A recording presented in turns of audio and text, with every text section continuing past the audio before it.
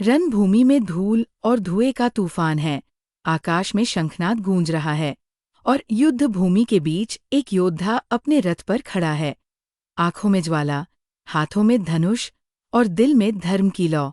वह योद्धा है सात्यकी, जिसे इतिहास ने अक्सर किनारे कर दिया, लेकिन जिसने महाभारत के युद्ध में न्याय और सत्य के लिए अपनी आखिरी सांस तक लड़ाई लड़ी। आज हम आपको लेकर चलेंगे उस वीर की कहानी में, जिसके बिना महाभारत का इतिहास अधूरा है। द्वापर युग, वह समय जब धरती पर धर्म और अधर्म का टकराव अपने चरम पर था। पांडव और कौरव के बीच बढ़ता संघर्ष, महायुद्ध की आहट और हर ओर अनिश्चितता का वातावरण। इन सब के बीच एक योद्धा था, जिसका नाम आज इतिहास की चर्चाओं में बहुत कम सुनाई देता है। सात्यकी, जिसे युयुधान भी कहा जाता है। ये वही सात्यकी है जिसने न केवल रणभूमि में अद्वितीय पराक्रम दिखाया, बल्कि अपने जीवन के हर पल में धर्म, मित्रता और न्याय के लिए अपना सब कुछ न्योछावर कर दिया। सात्यकी का जन्म यादव वंश में हुआ था। बचपन से ही उनमें अद्भुत चपलता, तेज दृष्टि और युद्ध कला के प्रति गहरी रुचि थी। उनके बचपन के दिन मथुरा की गलियों में गुजरे, जहां वे धनुष, गदा और तलवार चलाना सीखते हुए बड़े हुए। वे महर्षि सांदीपनि के आश्रम में शिक्षा प्राप्त करते हुए न केवल युद्ध कला में निपुण हुए, बल्कि धर्म, नीति और राजनीति का भी गहन ज्ञान अर्जित किया। यही वो समय था जब उनकी भेंट अर्जुन से हुई, जो आगे चलकर उनके जीवन में एक गुरु, मित्र और मार्गदर्शक बने। श्री कृष्ण के साथ सात्यकी का संबंध विशेष था।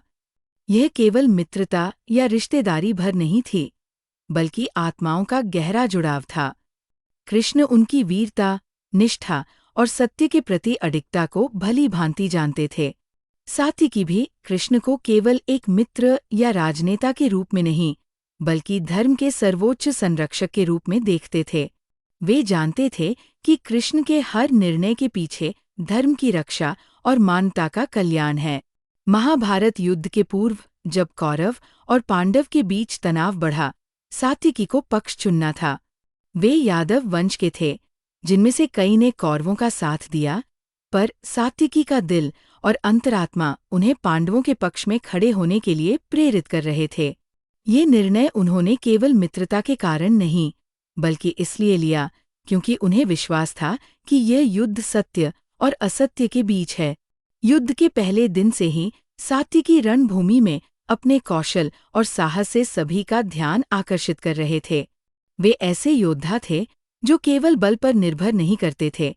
उनकी रणनीति, तेज गति और दुश्मन के इरादों को भांप लेने की क्षमता उन्हें और भी खतरनाक बनाती थी। उनके तीरों की गति इतनी तीव्र थी कि शत्रु को संभलने का अवसर ही नहीं मिलता था। वे जब युद्ध में उतरते तो उनके रथ के पहिए धरती पर आग की लकीरें खींचते प्रतीत होते। 13वें दिन का युद्ध, जिसे कुरुक्षेत्र का सबसे क्रूर दिन कहा जाता है, सात्यकी की बहादुरी का साक्षी बना। अभिमन्यु, अर्जुन का पुत्र और सात्यकी का प्रिय मित्र, चक्रव्यूह में फंसकर वीरगति को प्राप्त हुआ। ये समाचार सुनते ही सात्यकी का हृदय क्रोध और वेदना से भर उठा। उन्होंने उस दिन युद्ध भूमि में ऐसी ललकार भरी कि कौरव सेना के अनुभवी योद्धा भी कांप उठे। उनकी आंखों में केवल एक ही उद्देश्य था, अभिमन्यु के बलिदान का प्रतिशोध और धर्म की रक्षा। उनके तीर दुश्मनों पर मानो बिजली की तरह गिर रहे थे और उनका रथ रणभूमि में मृत्यु का दूत बनकर घूम रहा था। जयद्रथ वध का दिन भी सात्यकी की वीरता का चरम था। अर्जुन को सूर्यास्त से पहले जयद्रथ का वध करना था और उसके लिए उसे कौरव सेना की अनेक परतों को पार करना था। सात्यकी ने स्वयं को अर्जुन के मार्ग का प्रहरी बना लिया। दुश्मनों की घेराबंदी, भारी हथियारों की वर्षा और लगातार होते प्रहारों के बीच भी उन्होंने एक एक करके सभी बाधाओं को तोड़ा। उनका शरीर घायल हो चुका था, रक्त से लथपथ, पर उनके कदम नहीं रुके। वे जानते थे कि अर्जुन का विजय पाना केवल उनकी सहायता से संभव है। इस दिन उनका साहस, उनकी निष्ठा और उनकी रणकला सब कुछ पूर्ण रूप से दिखाई दिया। युद्ध के दौरान सात्विकी के संवाद भी उनके व्यक्तित्व को उजागर करते हैं। वे निडर होकर भीष्म जैसे महायोद्धाओं से सवाल करते थे और कर्ण जैसे प्रतिद्वंद्वियों को चुनौती देते थे। उनका कहना था, धर्म के मार्ग में आने वाली हर बाधा को मैं अपने प्राण देकर भी हटाऊंगा। ये वाक्य उनके जीवन का सार था। महाभारत युद्ध के अंत में जब पांडव विजयी हुए, सात्विकी ने केवल एक योद्धा के रूप में नहीं, बल्कि एक मित्र और धर्मरक्षक के रूप में अपना कर्तव्य पूरा किया। परंतु युद्ध के बाद का समय उनके लिए उतना सुखद नहीं था।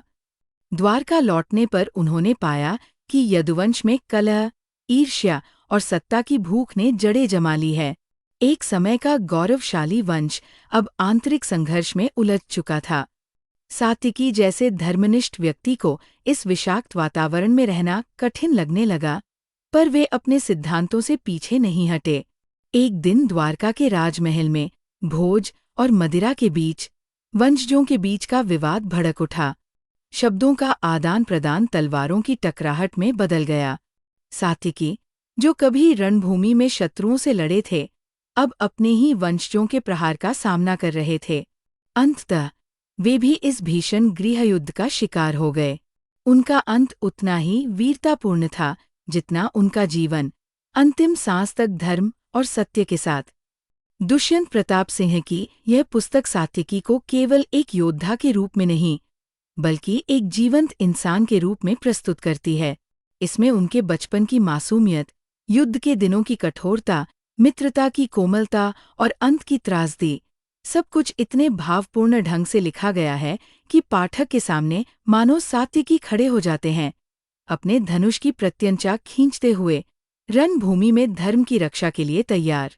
सात्विकी की कहानी हमें ये सिखाती है कि सच्ची वीरता केवल शत्रु को हराने में नहीं, बल्कि अपने सिद्धांतों, अपने धर्म और अपने साथियों के प्रति निष्ठा निभाने में है। उनका जीवन एक संदेश है कि चाहे समय कितना भी कठिन क्यों न हो, जो योद्धा सत्य के साथ खड़ा होता है, उसकी जीत इतिहास में ही नहीं, बल्कि हर उस दिल में दर्ज होती है जो न्याय में विश्वास रखता है। सात्विकी का जीवन केवल युद्ध और हथियारों की कहानी नहीं, बल्कि निष्ठा, साहस और धर्म के प्रति अडिग विश्वास की मिसाल है। उन्होंने हमें यह सिखाया कि सच्चा योद्धा वह नहीं जो केवल जीत के लिए लड़े, बल्कि वह जो अपने सिद्धांतों के लिए प्राण न्योछावर कर दे।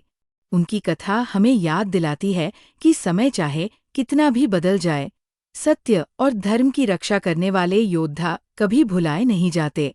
सात्विकी आज भी हमारे दिलों में जीवित हैं, एक ऐसे अजेय नायक के रूप में जिसकी गाथा युगों तक गूंजती रहेगी।